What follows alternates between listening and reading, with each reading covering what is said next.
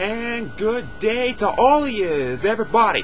What is good on the internet? What is good in life? I'm LI495, aka Akeem Balaam, doing my first Saturday show on behalf of the Cash Kelly YouTube Sports Network. The real sports talk is on this channel, of course, where it's at. Of course, shout out to everybody here, especially the big boss man himself, Tim the Cash Kelly, for giving me the opportunity. I reached out to him, asked him if I could do a show every weekend on this channel, and he said of course. So it took a little bit of time to come up with a name. So this is something that I like to call 10 seconds on the clock. Get the sports lingo, obviously. So that's going to be the name of my new show, 10 Seconds on the Clock, and this is going to be pretty much a 10-minute recap of everything that happened this past week, and also a preview of the upcoming week. I'm very excited to do this. Very excited to do another show on another channel. So of course, thanks everybody here. Thank you everybody here for, of course, giving me the chance here. So let's get right to it. Enough self-promotion.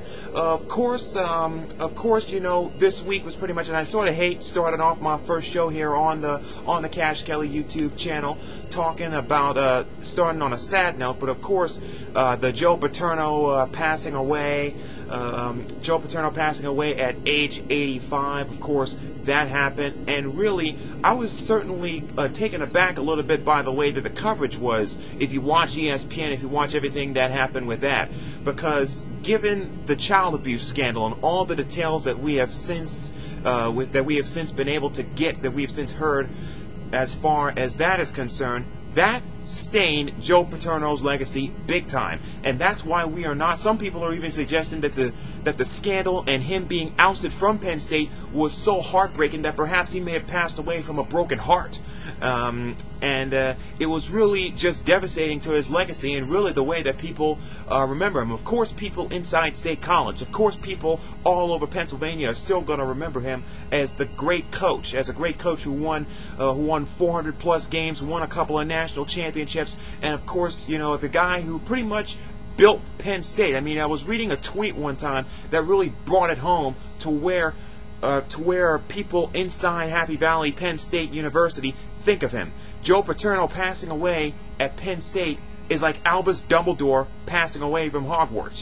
He was that big of a personality. He was that big of a figure inside that university, inside that town, and all throughout central Pennsylvania. So I sort of hate starting out on a sad note, but of course that was in the news, and really the legacy really stained his legacy, and that's why I believe ESPN took a step back from their remembrance speeches and all of their TV memorials that they normally do for big-time sports figures when they do pass away.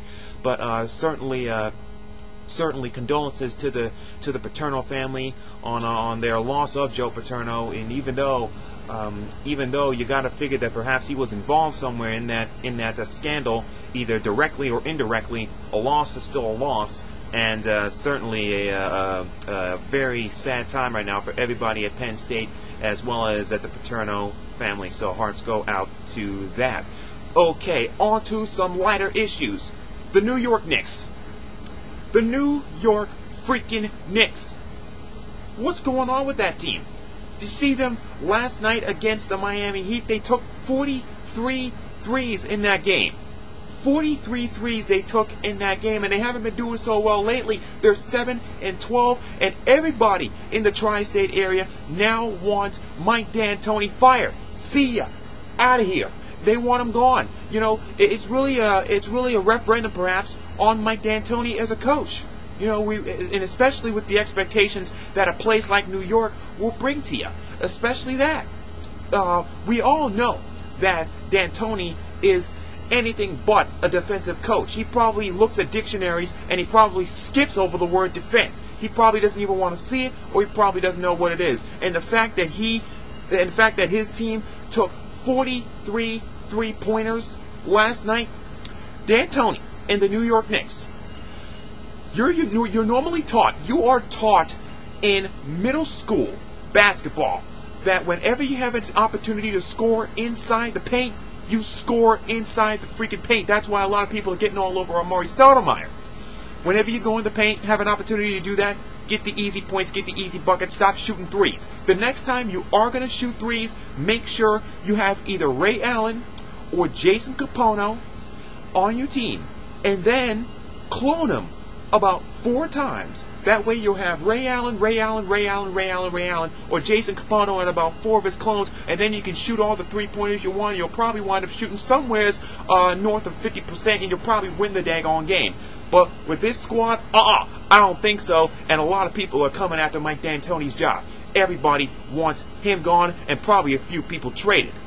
I guess losing Chauncey Billups to the Los Angeles Clippers may turn out to be a little bit more of a loss than what a lot of people previously thought.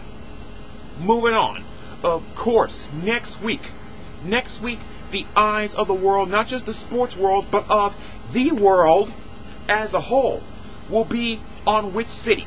Indianapolis, Indiana. This past week, the eyes and ears of sports fans were glued to the drama involving Indianapolis's football team, i.e. the Indy Colts. There is a beef right now, or a supposed beef going on right now, between quarterback Peyton Manning and owner Jim Irsay. Peyton Manning went to the Indianapolis Star and ripped Jim Irsay for some of the moves that have been going on within the Indianapolis Colts, the hiring of the new GM, the firing of the Polians, the firing of Caldwell, who was a pretty good friend of Dungy's, and you can pretty much say that the only reason why he even had that job in the first place was because of Dungy, Manning, and then Jim Irsay supposedly went back onto Twitter and fired back some shots at him, calling Peyton Manning a politician. Well, let me just say this right now. As I don't have much time left on the clock, if you will, a little bit north of 3 minutes, and I skip right past halftime. I'm going so fast for my first edition. Let me just tell you this right now. Mr. Irsay, if Peyton Manning is a politician, then the entire state of Indiana at this point is ready to elect him governor of Indiana, because at this point he is the Indianapolis Colts. Remember when your team went 2-14 this past season? Oh yeah, and Manning didn't play any games. You had to settle for a couple of backups.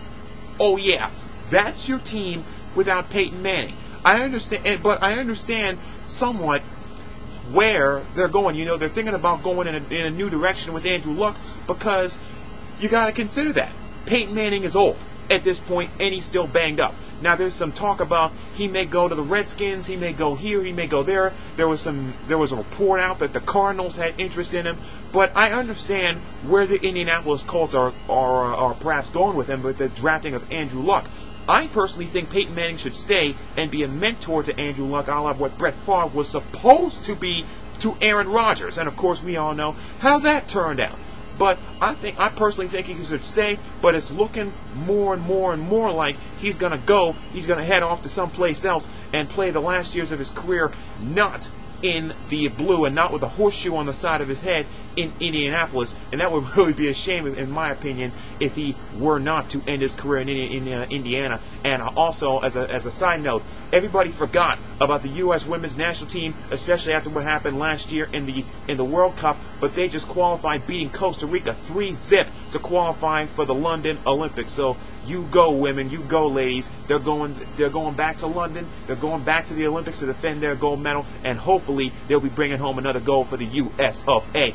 out of London. So that's my first edition, if you will, of 10 minutes on the clock for the Cash Kelly Sports and YouTube Network. Once again, shout out everybody here for giving me the chance, giving me the opportunity to do this, and I'm going to be doing this every weekend. It's going to be the new weekend show here on the network. Hopefully it catches on, and next week, of course, is going to be all about the Super Bowl. And even on my normal channel, my main channel, youtube.com/Long Island 485, I'm going to be doing a host of videos about the Super Bowl, about Indianapolis. I wish I was there, because they got that zip line thing at the Super Bowl Village. I think they're the first city to actually have a quote-unquote Super Bowl Village, and they got the zip line. I saw one of the videos of one of the local reporters actually going on. Looks like a lot of fun. I wish I could actually be there to cover it. Maybe I will be at a Super Bowl one of these days, hopefully. So once again, shout out to everybody here, and I'm going to be doing this a lot more. Once again, Twitter at LI495, YouTube/Long Island 495, and of course Facebook at Balaam Samuel Bobby Akeem. I got everything. I promoted my YouTube like it's I promoted my Facebook like it's a Twitter. What's going on here? So till next time, I'm Li495 Akeem Balaam. I'll see you on the internet someplace.